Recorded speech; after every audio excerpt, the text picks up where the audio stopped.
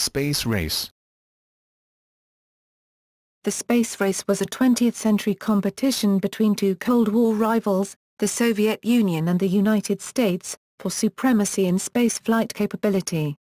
The technological superiority required for such supremacy was seen as necessary for national security, and symbolic of ideological superiority. The space race spawned pioneering efforts to launch artificial satellites, unmanned probes at the Moon, Venus and Mars, and human spaceflight in low Earth orbit and to the Moon. It began on August 2, 1955, when the Soviet Union responded to the United States' announcement 4 days earlier of intent to launch artificial satellites for the International Geophysical Year, by declaring they would also launch a satellite in the near future. The Soviets won the first lap with the October 4, 1957 launch of Sputnik 1. The race reached its zenith with the July 20, 1969 U.S. landing of the first humans on the Moon on Apollo-11, and concluded in a period of détente with the April 1972 agreement on a cooperative Apollo-Soyuz Test Project, which resulted in the July 1975 meeting in Earth orbit of a U.S. astronaut crew with a Soviet cosmonaut crew. The space race had its origins in the missile-based arms race that occurred following World War II, when both the Soviet Union and the United States captured advanced German rocket technology and personnel. The space race sparked increases in spending on education and pure research, which led to beneficial spin-off technologies.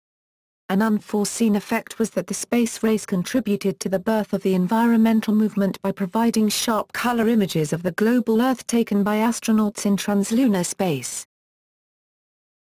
Origins. World War II. The space race can trace its origins to Germany, beginning in the 1930s and continuing during World War II when Nazi Germany researched and built operational ballistic missiles. Starting in the early 1930s, during the last stages of the Weimar Republic, German aerospace engineers experimented with liquid-fueled rockets, with the goal that one day they would be capable of reaching high altitudes and traversing long distances. The head of the German Army's Ballistics and Munitions Branch, Lieutenant Colonel Karl Emil Becker, gathered a small team of engineers that included Walter Dornberger and Leo Sorensen, to figure out how to use rockets as long-range artillery in order to get around the Treaty of Versailles ban on research and development of long-range cannons. Werner von Braun, a young engineering prodigy, was recruited by Becker and Dornberger to join their secret army program at Kummersdorf West in 1932. Von Braun had dreams about conquering outer space with rockets, and did not initially see the military value in missile technology. During the Second World War, General Dornberger was the military head of the Army's rocket program, Sorensen became the commandant of the Peenemünde Army Rocket Center, and von Braun was the technical director of the ballistic missile program. They would lead the team that built the Aggregate 4, A4, rocket, which became the first vehicle to reach outer space during its test flight program in 1942 and 1943. By 1943, Germany began mass-producing the A4 as the Vergeltungswaffe 2, Vengeance Weapon 2, or more commonly, V2, a ballistic missile with a 320 kilometers, 200 miles, range carrying a 1,130 kilograms, 2,490 pounds, warhead at 4,000 km per hour, 2,500 miles per hour. Its supersonic speed meant there was no defense against it, and radar detection provided little warning. Germany used the weapon to bombard southern England and parts of Allied liberated Western Europe from 1944 until 1945. After the war, the V-2 became the basis of early American and Soviet rocket designs. At war's end, American, British, and Soviet scientific intelligence teams competed to capture Germany's rocket engineers along with the German rockets themselves and the designs on which they were based. Each of the Allies captured a share of the available members of the German rocket team, but the United States benefited the most with Operation Paperclip, recruiting von Braun and most of his engineering team, who later helped develop the American missile and space exploration programs. The United States also acquired a large number of complete V-2 rockets. Rocket teams assembled. The German rocket center in Peenemünde was located in the eastern part of Germany, which became the Soviet zone of occupation. On Stalin's orders, the Soviet Union sent its best rocket engineers to this region to see what they could salvage for future weapons systems. The Soviet rocket engineers were led by Sergei Korolev. He had been involved in space clubs and early Soviet rocket design in the 1930s, but was arrested in 1938 during Joseph Stalin's Great Purge and imprisoned for 6 years in Siberia. After the war, he became the USSR's chief rocket and spacecraft engineer, essentially the Soviet counterpart to von Braun. His identity was kept a state secret throughout the Cold War, and he was identified publicly only as the chief designer. In the West, his name was only officially revealed when he died in 1966. After almost a year in the area around Peenemünde, Soviet officials moved most of the captured German rocket specialists to Gorodomlyu Island on Lake Silesia, about 240 kilometers, 150 miles, northwest of Moscow. They were not allowed to participate in Soviet missile design, but were used as problem-solving consultants to the Soviet engineers. They helped in the following areas: the creation of a Soviet version of the A-4, work on organizational schemes, research in improving the A-4 main engine, development of a 100-ton engine, assistance in the layout of plant production rooms, and preparation of rocket assembly using German components. With their help, particularly Helmut Groetrub's group, Korolev reverse-engineered the A-4 and built his own version of the rocket, the A-1, in 1948. Later, he developed his own distinct designs, though many of these designs were influenced by the Groetrub group's G4A-10 design from 1949. The Germans were eventually repatriated in 1951-53. In America, von Braun and his team were sent to the United States Army's White Sands Proving Ground, located in New Mexico, in 1945. They set about assembling the captured V-2s and began a program of launching them and instructing American engineers in their operation. These tests led to the first rocket to take photos from outer space, and the first two-stage rocket, the WAC Corporal V-2 combination, in 1949. The German rocket team was moved from Fort Bliss to the Army's new Redstone Arsenal, located in Huntsville, Alabama, in 1950. From here, von Braun and his team would develop the Army's first operational medium-range ballistic missile, the Redstone rocket, that would, in slightly modified versions, launch both America's first satellite, and the first piloted Mercury space missions. It became the basis for both the Jupiter and Saturn family of rockets. Cold War arms race. The Cold War, 1947–1991, developed between two former allies, the Soviet Union and the United States, soon after the end of the Second World War. It involved a continuing state of political conflict, military tension, proxy wars, and economic competition, primarily between the Soviet Union and its satellite states, and the powers of the Western world, particularly the United States. Although the primary participants' military forces never clashed directly, they expressed this conflict through military coalitions, strategic conventional force deployments, extensive aid to states deemed vulnerable, proxy wars, espionage, propaganda, a nuclear arms race, and economic and technological competitions, such as the space race. In simple terms, the Cold War can be viewed as an expression of the ideological struggle between communism and capitalism. The United States faced a new uncertainty beginning in September 1949, when it lost its monopoly on the atomic bomb. American intelligence agencies discovered that the Soviet Union had exploded its first atomic bomb, with a consequence that the United States potentially could face a future nuclear war that, for the first time, might devastate its cities. Given this new danger, the United States participated in an arms race with the Soviet Union that included development of the hydrogen bomb, as well as intercontinental strategic bombers and intercontinental ballistic missiles, ICBMs, capable of delivering nuclear weapons. A new fear of communism and its sympathizers swept the United States during the 1950s, which devolved into paranoid McCarthyism.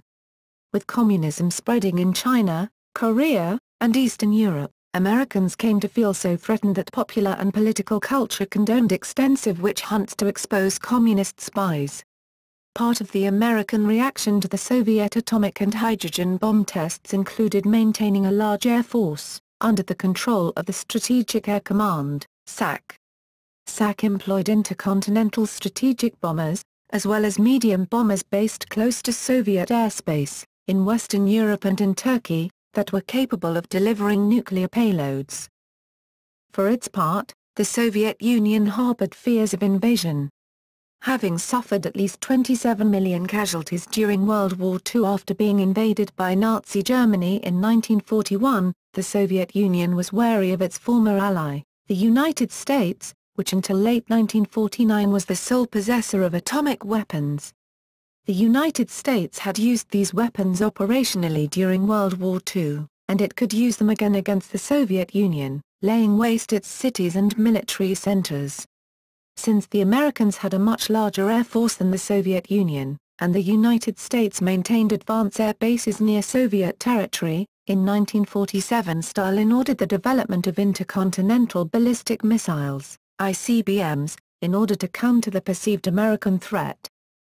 In 1953, Korolev was given the go-ahead to develop the U-7 Semyorka rocket, which represented a major advance from the German design. Although some of its components, notably boosters, still resembled the German G4, the new rocket incorporated staged design, a completely new control system, and a new fuel. It was successfully tested on August 21, 1957 and became the world's first fully operational ICBM the following month. It would later be used to launch the first satellite into space, and derivatives would launch all piloted Soviet spacecraft. The United States had multiple rocket programs divided among the different branches of the American Armed Services, which meant that each force developed its own ICBM program. The Air Force initiated ICBM research in 1945 with the MX-774. However, its funding was cancelled and only 3 partially successful launches were conducted in 1947. In 1951, the Air Force began a new ICBM program called MX-1593, and by 1955 this program was receiving top priority funding. The MX-1593 program evolved to become the Atlas A, with its maiden launch occurring on June 11, 1957, becoming the first successful American ICBM. Its upgraded version, the Atlas D rocket, would later serve as an operational nuclear ICBM and be used as the orbital launch vehicle for Project Mercury and the remote-controlled Agena target vehicle used in Project Gemini. With the Cold War as an engine for change in the ideological competition between the United States and the Soviet Union, a coherent space policy began to take shape in the United States during the late 1950s. Korolev would take much inspiration from the competition as well, achieving many firsts to counter the possibility that the United States might prevail. Early space race, 1950s. Beginnings. In 1955, with both the United States and the Soviet Union building ballistic missiles that could be utilized to launch objects into space, the starting line was drawn for the space race. In separate announcements, just 4 days apart, both nations publicly announced that they would launch artificial Earth satellites by 1957 or 1958. On July 29, 1955, James C. Hagerty, President Dwight D. Eisenhower's press secretary, announced that the United States intended to launch small Earth-circling satellites between July 1, 1957 and December 31, 1958 as part of their contribution to the International Geophysical Year, IGY. 4 days later, at the 6th Congress of International Astronautical Federation in Copenhagen, scientist Leonid Isidov spoke to international reporters at the Soviet Embassy, and announced his country's intention to launch a satellite as well, in the near future.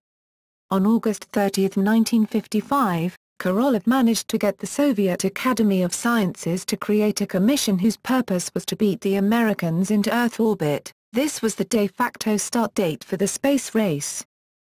Initially, President Eisenhower was worried that a satellite passing above a nation at over 100 kilometers, 62 miles, might be construed as violating that nation's sovereign airspace. He was concerned that the Soviet Union would accuse the Americans of an illegal overflight, thereby scoring a propaganda victory at his expense. Eisenhower and his advisers believed that a nation's airspace sovereignty did not extend into outer space, acknowledged as the Kármán line, and he used the 1957-58 International Geophysical Year launches to establish this principle in international law. Eisenhower also feared that he might cause an international incident and be called a warmonger if he were to use military missiles as launchers. Therefore he selected the untried Naval Research Laboratory's Vanguard rocket, which was a research-only booster. This meant that von Braun's team was not allowed to put a satellite into orbit with their Jupiter-C rocket, because of its intended use as a future military vehicle. On September 20, 1956, von Braun and his team did launch a Jupiter-C that was capable of putting a satellite into orbit, but the launch was used only as a suborbital test of nose cone re-entry technology. Had von Braun's team been allowed to orbit a satellite in 1956, the space race might have been over before it gained sufficient momentum to yield real benefits. First artificial satellites. Korolev received word about von Braun's 1956 Jupiter-C test, but thinking it was a satellite mission that failed, he expedited plans to get his own satellite in orbit. Since his R-7 was substantially more powerful than any of the American boosters, he made sure to take full advantage of this capability by designing Object D as his primary satellite. It was given the designation D, to distinguish it from other R-7 payload designations A, B, G, and V, which were nuclear weapon payloads. Object D would dwarf the proposed American satellites, by having a weight of 1,400 kilograms, 3,100 pounds, of which 300 kilograms, 660 pounds, would be composed of scientific instruments that would photograph the Earth, take readings on radiation levels, and check on the planet's magnetic field. However, things were not going along well with the design and manufacturing of the satellite, so in February 1957, Korolev sought and received permission from the USSR Council of Ministers to create a Prostysky Sputnik, PS-1, or simple satellite. The Council also decreed that Object D be postponed until April 1958. The new Sputnik was a shiny spherical ball that would be a much lighter craft, weighing 83.8 kilograms, 185 pounds, and having a 58 centimeter, 23 in, diameter. The satellite would not contain the complex instrumentation that Object D had, but it did have two radio transmitters operating on different shortwave radio frequencies, the ability to detect if a meteoroid were to penetrate its pressure hull, and the ability to detect the density of the Earth's thermosphere. Korolev was buoyed by the first successful launches of his R-7 rocket in August and September, which paved the way for him to launch his Sputnik. Word came that the Americans were planning to announce a major breakthrough at an International Geophysical Year conference at the National Academy of Sciences in Washington, D.C., with a paper entitled Satellite Over the Planet, on October 6, 1957. Korolev's fear was that von Braun might launch a Jupiter-C with a satellite payload on or around the 4th or 5th of October, in conjunction with the paper. The fear of being beaten made him hasten the launch, moving it to the 4th of October. The launch vehicle for PS-1 was a modified R-7, Vehicle 8K71PS number M1PS without much of the test equipment and radio gear that was present in the previous launches. It arrived at the Soviet missile base Tyuratam in September and was prepared for its mission at Launch Site No. 1. On Friday, October 4, 1957, at exactly 10:28 and 34 seconds p.m. Moscow time, the R-7, with the now named Sputnik 1 satellite, lifted off the launch pad, and placed this artificial moon into an orbit a few minutes later. This fellow traveler, as the name is translated in English, was a small, beeping ball, less than 2 feet in diameter and weighing less than 200 pounds. But the celebrations were muted at the Launch Control Center until the downrange Far East tracking station at Kamchatka received the first distinctive beep. Beep. beep sounds from Sputnik 1's radio transmitters, indicating that it was on its way to completing its first orbit. About 95 minutes after launch, the satellite flew over its launch site, and its radio signals were picked up by the engineers and military personnel at Tura-Tam. That's when Korolev and his team celebrated the first successful artificial satellite placed into Earth orbit. The Soviet success caused public controversy in the United States, and Eisenhower ordered the civilian rocket and satellite project, Vanguard, to move up its timetable and launch its satellite much sooner than originally planned. The December 6, 1957 Project Vanguard launch failure occurred at Cape Canaveral in front of a live broadcast television audience. It was the first live countdown broadcast nationally, in the United States. It was a monumental failure, exploding a few seconds after launch, and it became an international joke. The satellite appeared in newspapers under the names Flopnik, Sputnik, Kaputnik, and Dudnik. In the United Nations, the Russian delegate offered the U.S. representative aid under the Soviet program of technical assistance to backwards nations.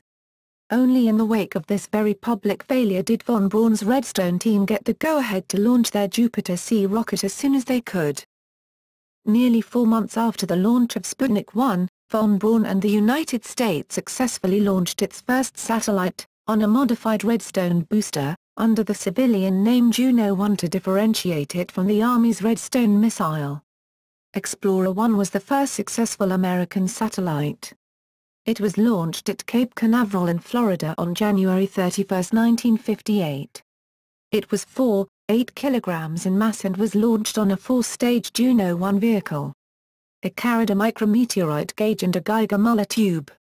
It passed in and out of the Earth-encompassing radiation belt with its 360 km by 2534 km orbit, therefore saturating the tube's capacity and proving what Dr. James Van Allen, a space scientist at the University of Iowa, had previously only theorized.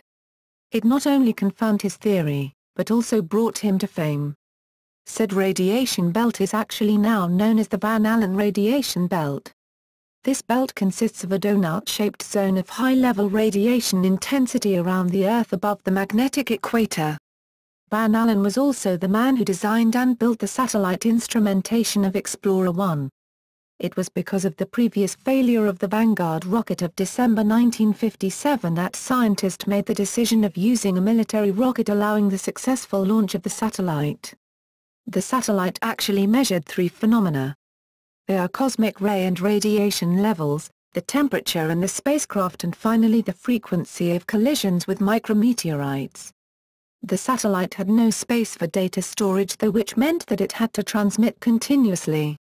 A couple of months later, in March 1958, a second satellite was sent into orbit with augmented cosmic ray instrument. Space race in the 1960s. First humans in space. By 1959, American observers believed that the Soviet Union would be the first to get a human into space, because of the time needed to prepare for Project Mercury's first launch. On April 12, 1961, the USSR launched Yuri Gagarin into orbit around the Earth on Vostok 1. They dubbed Gagarin the first cosmonaut, roughly translated from Russian and Greek as sailor of the universe.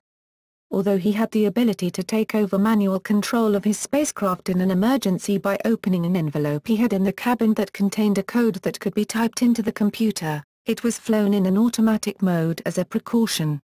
Medical science at the time did not know what would happen to a human in the weightlessness of space. Vostok 1 orbited the Earth for 108 minutes and made its re-entry over the Soviet Union, with Gagarin ejecting from the spacecraft at 7,000 meters, 23,000 feet, and landing by parachute.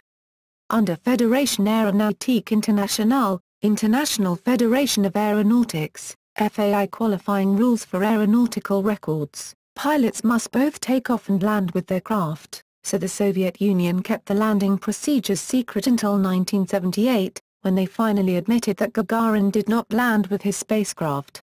When the flight was publicly announced, it was celebrated around the world as a great triumph, not just for the Soviet Union, but for all mankind, yet it once again shocked and embarrassed the United States. The United States called their space travelers astronauts, star sailors from the Greek, and it was 3 weeks later, on May 5, 1961, when Alan Shepard became the first American in space, launched on a suborbital mission Mercury Redstone 3, in a spacecraft named Freedom 7. Though he did not achieve orbit, unlike Gagarin, he was the first person to exercise manual control over his spacecraft's attitude and retro-rocket firing. The first Soviet cosmonaut to exercise manual control was unmanned Titov in Vostok 2 on August 6, 1961. Almost a year after the Soviet Union put a human into orbit, astronaut John Glenn became the first American to orbit the Earth, on February 20, 1962. His Mercury Atlas 6 mission completed 3 orbits in the Friendship 7 spacecraft, and splashed down safely in the Atlantic Ocean, after a tense re-entry, due to what falsely appeared from the telemetry data to be a loose heat shield. Kennedy launches the moon race. Despite Kennedy's famous decision to send an American to the moon, this was never a foregone conclusion. Jerome Messner of MIT, who served as a science advisor to both Presidents Eisenhower and Kennedy, remarked, "If Kennedy could have opted out of a big space program without hurting the country in his judgment, he would have." In March 1961, when NASA Administrator James E. Webb submitted a budget request to fund a moon landing before 1970, Kennedy rejected it because it was simply too expensive. On April 20, 1961, about 1 week after Gagarin's flight, American President John F. Kennedy sent a memo to Vice President Lyndon B. Johnson, asking him to look into the state of America's space program, and into programs that could offer NASA the opportunity to catch up. Johnson responded about 1 week later, concluding that the United States needed to do much more to reach a position of leadership. Johnson recommended that a piloted moon landing was far enough in the future that it was likely that the United States could achieve it first. On May 25, Kennedy announced his support for the Apollo program and redefined the ultimate goal of the space race in an address to a special joint session of Congress. "I believe that this nation should commit itself to achieving the goal, before this decade is out, of landing a man on the moon and returning him safely to the Earth." His overall support of NASA and the space program was unexpected because of how often he attacked the administration's inefficiency during the election. His justification for the moon race was both that it was vital to national security and that it would focus the nation's energies in other scientific and social fields. He expressed his reasoning in his "We Choose to Go to the Moon" speech, on September 12, 1962, before a large crowd at Rice University Stadium, in Houston, Texas, near the site of the future Johnson Space Center. Proposed joint U.S.-USSR moon program. On September 20, 1963, in a speech before the United Nations General Assembly, President Kennedy proposed that the United States and the Soviet Union join forces in their efforts to reach the moon. Soviet Premier Nikita Khrushchev initially rejected Kennedy's proposal.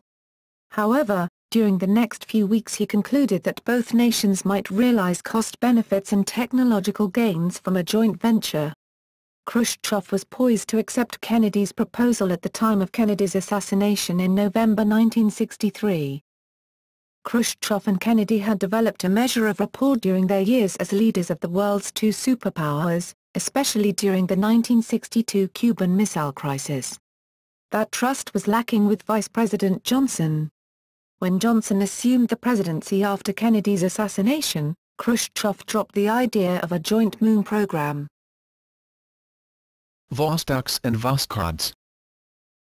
The Soviet Union achieved another first, with the first dual-piloted flights, Vostok 3 and Vostok 4 on August 11 to 15, 1962. The two spacecraft came within approximately 6.5 kilometers, 4.0 miles, of one another, close enough for radio communication. The launching of two spacecraft from the same pad during a very short period of time represented a significant technical accomplishment, but there was no capability for the spacecraft to maneuver closer to each other, and over the course of the mission they continued to drift as far as 2,850 kilometers, 1,770 miles, apart.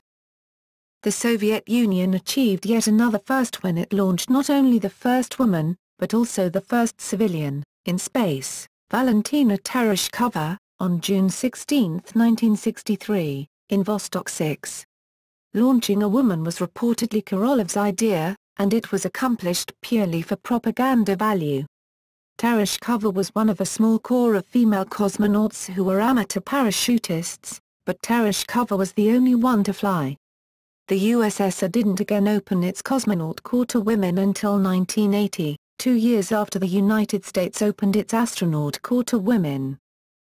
Korolev had planned further, long-term missions for the Vostok spacecraft, and had 4 Vostoks in various stages of fabrication in late 1963 at his OKB-1 facilities.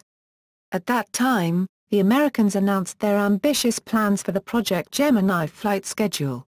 These plans included major advancements in spacecraft capabilities, including a 2-person spacecraft, the ability to change orbits, the capacity to perform an extravehicular activity, EVA, and the goal of docking with another spacecraft. These represented major advances over the previous Mercury or Vostok spaceships, and Korolev felt the need to try to beat the Americans to many of these innovations. Korolev already had begun designing the Vostok's replacement, the next-generation Soyuz spacecraft, a multi-cosmonaut spacecraft that had at least the same capabilities as the Gemini spacecraft. However, Soyuz would not be available for at least 3 years, and it could not be called upon to deal with this new American challenge in 1964 or 1965. Political pressure in early 1964, which some sources claim was from Khrushchev while other sources claim was from other Communist Party officials, pushed him to modify his 4 remaining Vostoks to beat the Americans to new space firsts in the size of flight crews, and the duration of missions. On October 12, 1964, the chief designer delivered another Soviet space first when Voskhod-1 launched the first multi-person spacecraft, with 3 cosmonauts in a modified Vostok spacecraft. The USSR touted another technological achievement during this mission. It was the first spaceflight during which cosmonauts performed in a shirt-leave environment. However, flying without spacesuits was not due to safety improvements in the Soviet spacecraft's environmental systems. Rather, this innovation was accomplished because the craft's limited cabin space did not allow for spacesuits. Flying without spacesuits exposed the cosmonauts to significant risk in the event of potentially fatal cabin depressurization. This feat would not be repeated until the U.S. Apollo Command Module flew in 1968. This later mission was designed from the outset to safely transport 3 astronauts in a shirt-leave environment while in space. Between October 14 to 16, 1964, Leonid Brezhnev and a small cadre of high-ranking Communist Party officials, deposed Premier Khrushchev as Soviet government leader a day after Voskhod-1 landed, in what was called the Wednesday Conspiracy. The new political leaders, along with Korolev, ended the technologically troublesome Voskhod program, cancelling Voskhod 3 and 4, which were in the planning stages, and started concentrating on the race to the Moon. Voskhod 2 would end up being Korolev's final achievement before his death, as it would become the last of the many space firsts that demonstrated the USSR's domination in spacecraft technology during the early 1960s. According to historian Asif Siddiqui, Korolev's accomplishments marked the absolute zenith of the Soviet space program, one never, ever attained since. There would be a 2-year pause in Soviet-piloted space flights while Voskhod's replacement, the Soyuz spacecraft, was designed and developed. On March 18, 1965, about a week before the first American-piloted Project Gemini spaceflight, the USSR accelerated the space race competition, by launching the 2 cosmonaut Voskhod 2 mission with Pavel Belyaev and Alexei Leonov. Voskhod 2's design modifications included the first airlock to allow for extravehicular activity, EVA, also known as a spacewalk. Leonov performed the first ever EVA as part of the mission. A fatality was narrowly avoided when Leonov's spacesuits expanded in the vacuum of space, preventing him from re-entering the spacecraft. He had to improvise, and perform the potentially fatal partial depressurization of his spacesuit in order to re-enter the airlock. He succeeded in safely re-entering the ship, but he and Believ faced further challenges when the spacecraft's atmospheric controls flooded the cabin with 45% pure oxygen, which had to be lowered to acceptable levels before re-entry. The re-entry involved two more challenges. An improperly timed retro-rocket firing caused the Voskhod 2 to land 386 kilometers, 240 miles, off its designated target area, the town of Perm. And the instrument compartment's failure to detach from the descent apparatus caused the spacecraft to become unstable during re-entry. Project Gemini. Focused by the commitment to a moon landing, in January 1962 the U.S. introduced Project Gemini, a two-crew-member spacecraft that would support Apollo by developing the key spaceflight technologies of space rendezvous and docking of two craft, flight durations of sufficient length to simulate going to the moon and back, extravehicular activity for extended periods, and accomplishing useful work rather than just walking in space. Although Gemini took a year longer than planned to accomplish its first flight, Gemini took advantage of the USSR's two-year hiatus after Voskhod, which enabled the U.S. to catch up and surpass the previous Soviet-led unpiloted spaceflight. Gemini achieved several significant firsts during the course of 10 piloted missions. On Gemini 3, March 1965, astronauts Virgil Gus Grissom and John W. Young became the first to demonstrate their ability to change their craft's orbit. On Gemini 5, August 1965, astronauts L. Gordon Cooper and Charles Pete Conrad set a record of almost 8 days in space, long enough for a piloted lunar mission. On Gemini 6A, December 1965, command pilot Wally Schirra achieved the first space rendezvous with Gemini 7, accurately matching his orbit to that of the other craft, station keeping for 3 consecutive orbits at distances as close as 1 foot, 0.30 m. Gemini 7 also set a human spaceflight endurance record of 14 days for Frank Borman and James A. Loveal, which stood until both nations started launching space laboratories in the early 1970s. On Gemini 8, March 1966, command pilot Neil Armstrong achieved the first docking between two spacecraft, his Gemini craft and an Agena target vehicle. Gemini 11, September 1966, commanded by Conrad, achieved the first direct ascent rendezvous with its Agena target on the first orbit, and used the Agena's rocket to achieve an apogee of 742 nautical miles, 1,374 kilometers. On Gemini 12, November 1966, Edwin E. Buzz Aldrin spent over 5 hours working comfortably during 3 EVA sessions, finally proving that humans could perform productive tasks outside their spacecraft. This proved to be the most difficult goal to achieve. Most of the novice pilots on the early missions would command the later missions. In this way, Project Gemini built up spaceflight experience for the pool of astronauts who would be chosen to fly the Apollo lunar missions. Soviet Moon Program. The Soviet Union had planned to divide their lunar program into 2 separate manned programs, circumlunar flights in 1967 and lunar landings from 1968. The circumlunar missions were to be launched by a UR-500 rocket, later known as the Proton. The cosmonauts would be flown to the Moon in the Soyuz 7KL-1, Zund, which made 4 unsuccessful unmanned flights between 1967 and 1970. One flight of the Zund was, however, successful and returned its non-human passengers, tortoises, to Earth. Had it been used for a manned circumlunar mission, the flight would have carried 2 cosmonauts. The Soviet lunar landing missions would use spacecraft derived from the Soyuz 7KL-1. The orbital module, Soyuz 7KL-3, the Luny Orbital Niko-Raoubl, LOK, had a crew of 2.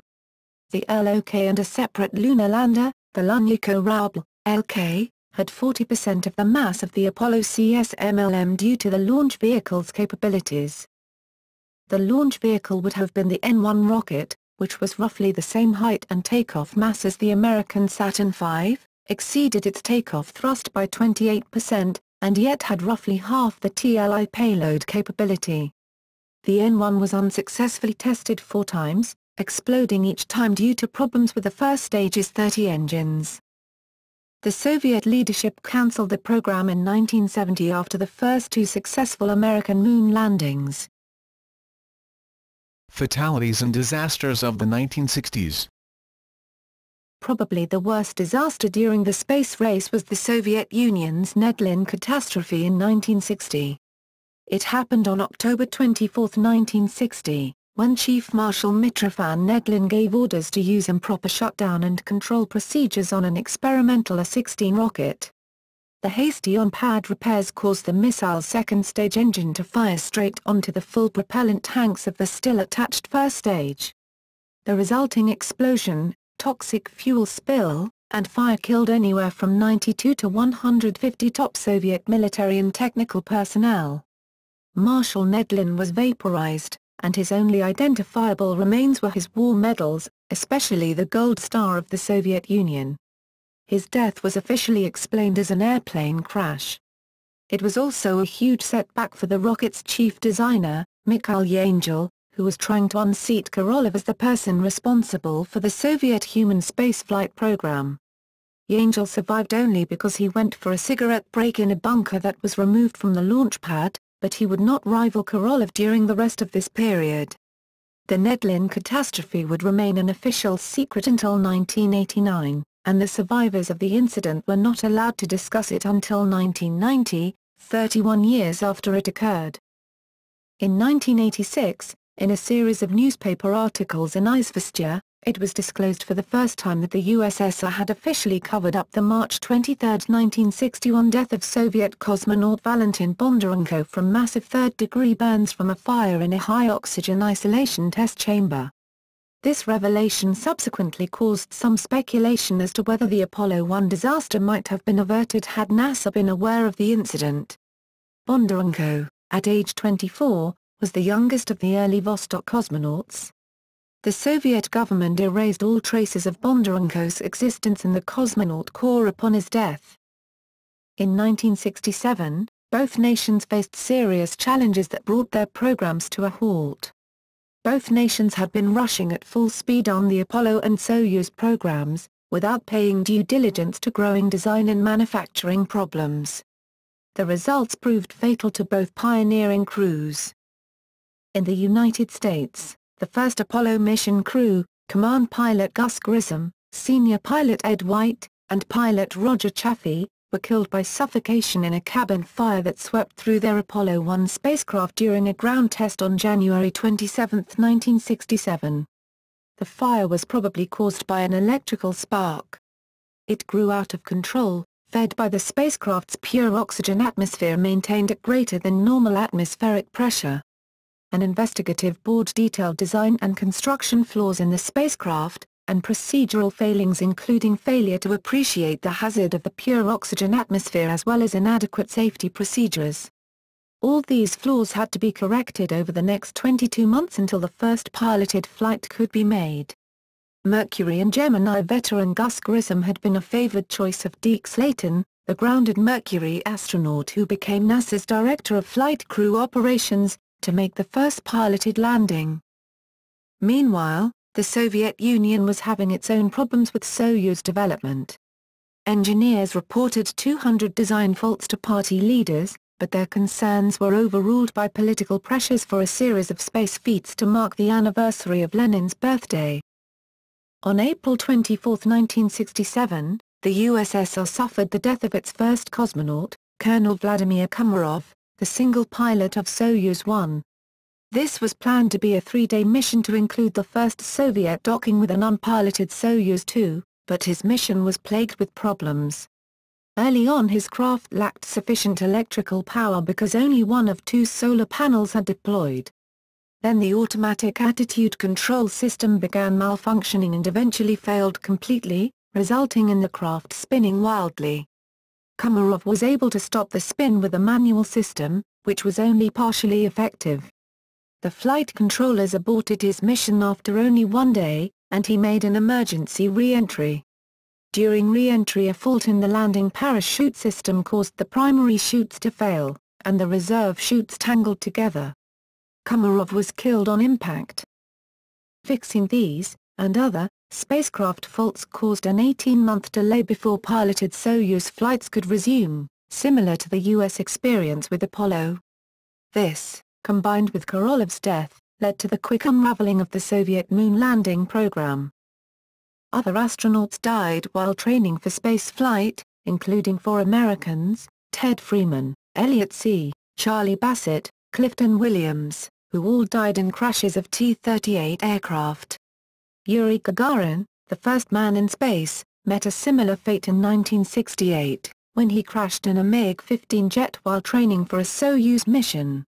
During the Apollo 15 mission in August 1971, the astronauts left behind a memorial in honor of all the people, both from the Soviet Union and the United States, who had perished during efforts to reach the Moon. This included the Apollo 1 and Soyuz 1 crews, as well as astronauts and cosmonauts killed while in training. In 1971, Soyuz 11 cosmonauts Georgy Dobrovolsky, Viktor Portsev, and Vladislav Volkov asphyxiated during re-entry. To the Moon. The United States recovered from the Apollo 1 fire, fixing the fatal flaws in an improved version of the Block II command module. The U.S. proceeded with unpiloted test launches of the Saturn V launch vehicle, Apollo 4 and Apollo 6, and the lunar module, Apollo 5, during the latter half of 1967 and early 1968.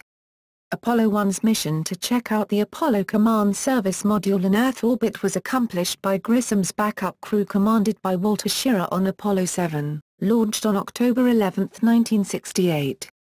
The 11-day mission was a total success, as the spacecraft performed a virtually flawless mission, paving the way for the United States to continue with its lunar mission schedule. The Soviet Union also fixed the parachute and control problems with Soyuz, and the next piloted mission Soyuz 3 was launched on October 26, 1968. The goal was to complete Komarov's rendezvous and docking mission with the unpiloted Soyuz 2. Ground controllers brought the two craft to within 200 meters, 660 feet, of each other, then cosmonaut Georgy Beregovoy took control. He got within 40 meters, 130 feet, of his target, but was unable to dock before expending 90% of his maneuvering fuel, due to a piloting error that put his spacecraft into the wrong orientation and forced Soyuz 2 to automatically turn away from his approaching craft. The Soviet Zund spacecraft was almost ready for piloted circumlunar missions in 1968, although testing was not yet complete.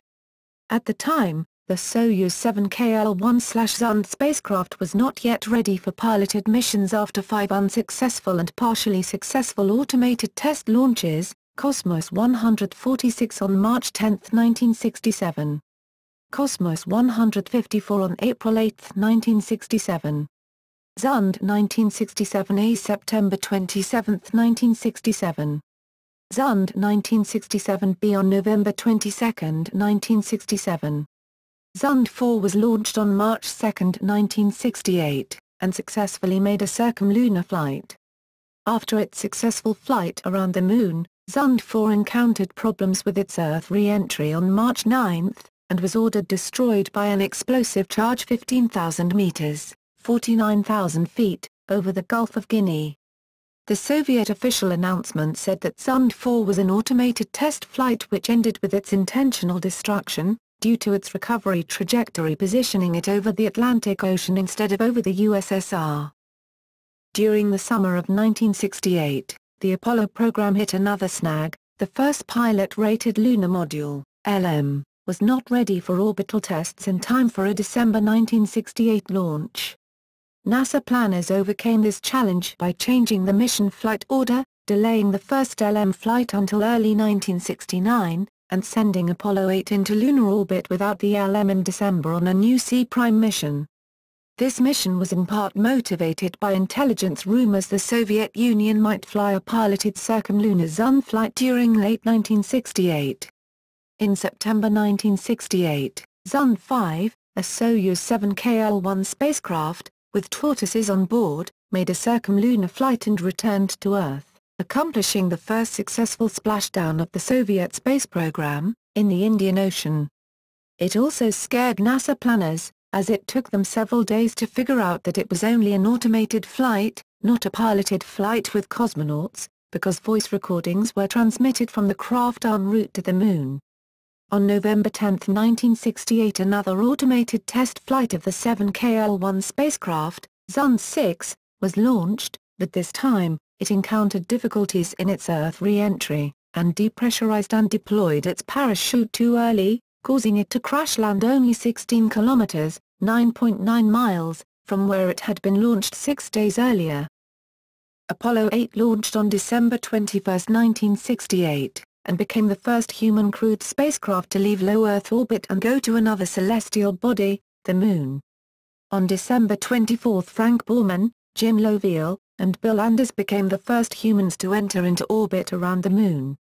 They orbited 10 times, and transmitted one of the most-watched TV broadcasts in history, with their Christmas Eve program from lunar orbit, that concluded with a reading from the King James Bible's Book of Genesis. A few hours later, the crew performed the first-ever trans-Earth injection, TEI, burn, to blast the Apollo 8 spacecraft out of lunar orbit and onto a trajectory back to the Earth. Just over 2 days later, on December 27, Apollo 8 safely splashed down in the Pacific, completing another first, NASA's first dawn splashdown and recovery. It turned out there was no chance of a piloted Soviet circumlunar flight during 1968, due to the unreliability of the Zonds. After the successive launch failures of the N-1 rocket in 1969, Soviet plans for a piloted landing suffered first delay and ultimately cancellation. The launch pad explosion of the N-1 on July 3, 1969 was a significant setback. The rocket hit the pad after an engine shutdown, destroying itself and the launch facility. Apollo 11. 1969 saw the final leg of the Moon race, with the United States leading it after the flight of Apollo 8. Unbeknownst to the Americans, the Soviet Moon program was in deep trouble. Without the N-1 rocket, the USSR had no way to land on the Moon. The next 2 Apollo missions proved that the lunar module worked well, both in low Earth orbit and in lunar orbit. It was time to proceed to an actual landing mission. Under this backdrop, Apollo 11 was being prepared for a July encounter with the Moon. The Apollo 11 crew consisted of Commander, CDR, Neil Armstrong, Command Module Pilot, CMP, Michael Collins, and Lunar Module Pilot, LMP, Edwin Buzz Aldrin. They were selected as the crew in January 1969, and they trained for the mission until just before the actual launch day.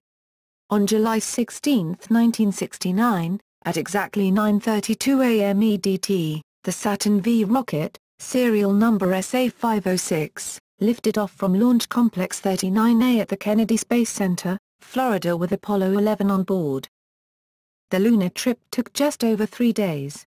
After achieving orbit, Armstrong and Aldrin transferred into the lunar module, named Eagle, and began their descent. After overcoming several computer malfunctions, Armstrong took over manual flight control at about 180 meters, 590 feet, and guided the lunar module to a landing on the Moon's Sea of Tranquility at 4:17 p.m. EDT, July 20, 1969. The first humans on the Moon would wait another 6 hours before they ventured out of their craft. At 10:56 and 15 seconds p.m. EDT, Armstrong became the first human to set foot on the Moon. The first step was witnessed by at least 500 million TV viewers on Earth. His first words when he stepped off the LM's landing pad were, "That's one small step for man, one giant leap for mankind." Aldrin joined him on the surface almost 20 minutes later. Altogether, they spent just under 2¼ hours outside their craft. The next day, they performed the first launch from another celestial body, and rendezvoused with the Columbia Command Module. Apollo 11 safely left lunar orbit and returned to Earth, landing in the Pacific Ocean on July 24, 1969. When the spacecraft splashed down, 2,982 days had passed since Kennedy committed the United States to landing a man on the Moon and bringing him back safely to the Earth before the end of the decade. The mission was completed with just 161 days to spare. with the safe completion of the Apollo 11 mission, the Americans won the race to the Moon. This was followed by successful lunar landings on Apollo 12, November 1969, Apollo 14, February 1971, Apollo 15, July 1971, Apollo 16, April 1972, and Apollo 17, December 1972. One lunar landing attempt, Apollo 13, April 1970, was unsuccessful, but the crew returned safely. The 1970s. The early 1970s were rounded out by several more U.S. manned moon landings, which featured expanded tasks including more sample returns, experiments, and extended EVAs with a lunar rover. The USSR continued for a time with their N-1 rocket, as well as more Soyuz flights to their Salyut stations. Unmanned spacecraft were in the limelight as well, with the USSR launching unmanned lunar sample return missions and probes to Mars and Venus. The U.S. launched probes to Mars, Venus, Mercury, Jupiter, Saturn, and beyond, as well as launching Skylab, an orbital space station. Together, the U.S. and Soviet conducted an orbital rendezvous by manned spacecraft in 1975. By the end of the 1970s, both were working on space shuttles and launching science missions at a fever pitch. Salyuts and Skylab.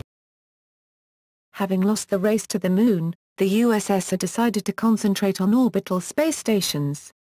During 1969 and 1970, they launched 6 more Soyuz flights after Soyuz 3, then launched the first space station, the Salyut-1 laboratory designed by Kerimov, on April 19, 1971.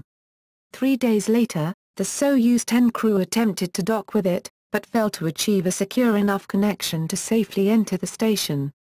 The Soyuz 11 crew of Vladislav Volkov, Georgy Dobrovolsky and Viktor Portsev successfully docked on June 7, and completed a record 22-day stay. The crew became the second in-flight space fatality during their re-entry on June 30. They were asphyxiated when their spacecraft's cabin lost all pressure, shortly after undocking.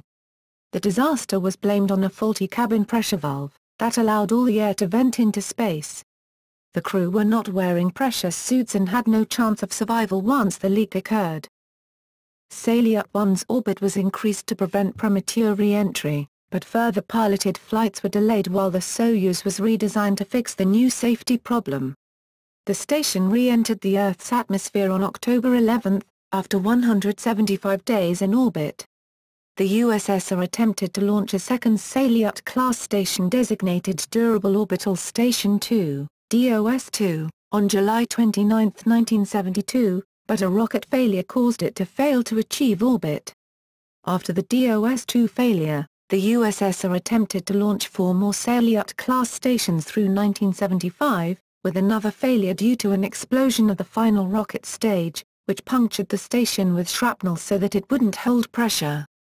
While all of the Salyuts were presented to the public as non-military scientific laboratories, some of them were actually covers for the military almost reconnaissance stations.